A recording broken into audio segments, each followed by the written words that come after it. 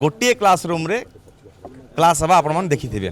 गोटे क्लासरूम रे माने बालबाटिकार आरंभ करी पंचम पर्यंत किंबा बालबाटिकार आरंभ करी अष्टम पर्यंत मध्य गोटे गोटे क्लासरूम रे क्लास होउची।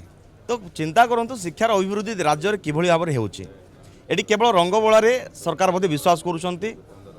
एठी नियुक्ति देउ नाहंती, एडिशनल क्लासरूम करू नाहंती। शिक्षा क्षेत्र अभिवृद्धि पई, शिक्षा क्षेत्र भित्तिभूमि भी सुदृढ़ करने कौन पदक्षेप न नहीं केवल विधानसभा विभिन्न प्रकार नाराबाजी देवा सहित विभिन्न प्रकार मंतव्य दौरान आ लोक केवल भुआ बुलाइबार लगी पड़ती।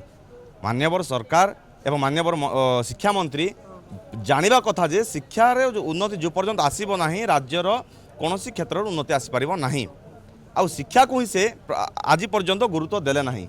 राज्य सरकार आज पर्यंत सरकार गठन आज पर्यंत केबे मध्य शिक्षा क्षेत्र अभिवृद्धि पाई केबे चेष्टा करि ही नाहांती। रंगबोला चली किंतु शिक्षक पदवी पूरण हो पारु नाही।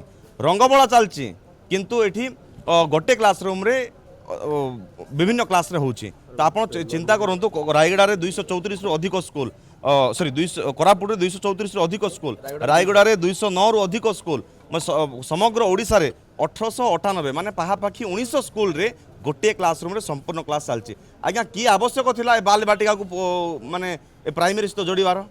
ये शिक्षक नियुक्ति देउ नाहांती, पुणी आउ गोटे क्लासरूम जोड़ी देउछंती, पुणी आउ थरे पुणी गोटे शिक्षक नियुक्ति देउ नाहांती। एभଳି अव्यवस्था केबे मध्य राज्य उन्नति हो पारिबो नाही। आ पई सरकार तुरंत पदक्षेप नियंतु, एडिशनल क्लासरूम आरंभ करी आवश्यक पदवी पूरण करंतु एवं शिक्षार उन्नति आणंतु, नहले आसंता दिन रे आंदोलन हबो।